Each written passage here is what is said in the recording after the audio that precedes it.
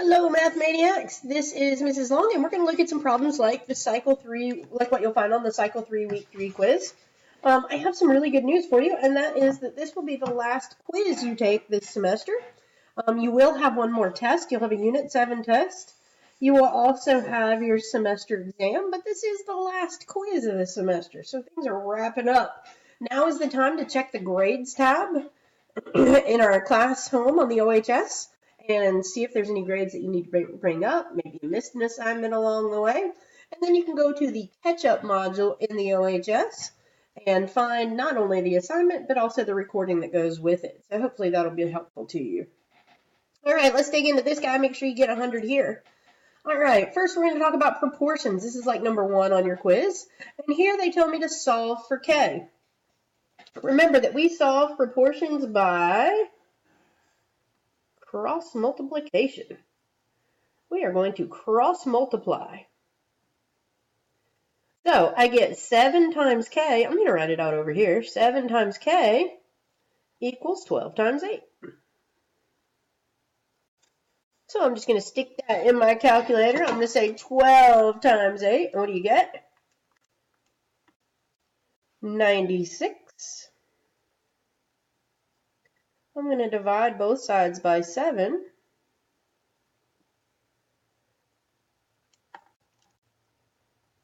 And I got, of course, a weird number.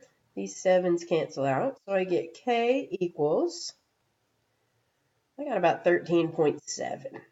Okay, I just divided 96, divided by 7, and I got about 13.7.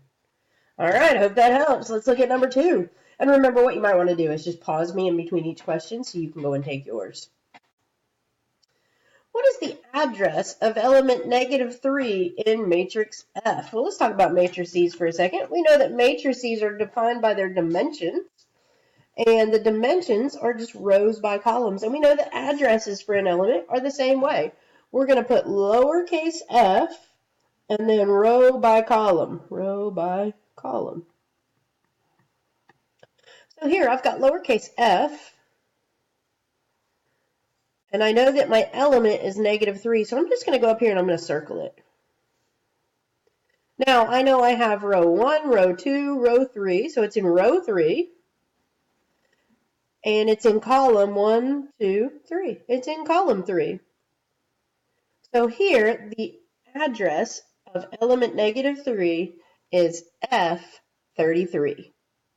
I feel like we're playing bingo. I feel like somebody should be jumping up and down yelling bingo. All right, I hope that helps. Remember to pause me and come back and see me when you're ready for number 3. All right, number 3, we talked about adding and subtracting matrices. Remember, the most important thing we said is that when we add and subtract matrices, they have to have the same dimensions.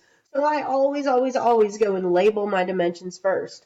All right, remember, dimensions are row by column, row by column, row by column, row by column. I want to have you hear me say that in your sleep.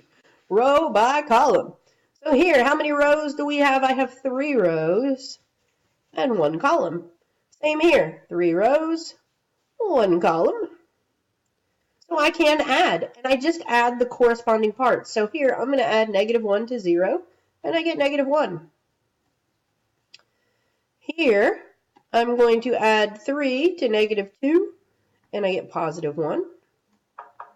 And then here in this last spot, 3 plus -2, and again I get 1.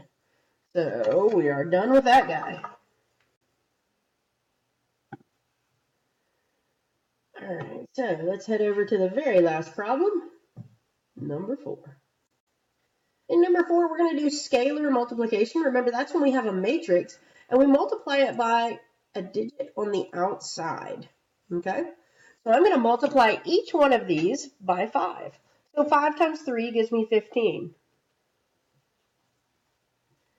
And then I've got 5 times 1 gives me 5. 5 times 0 gives me 0.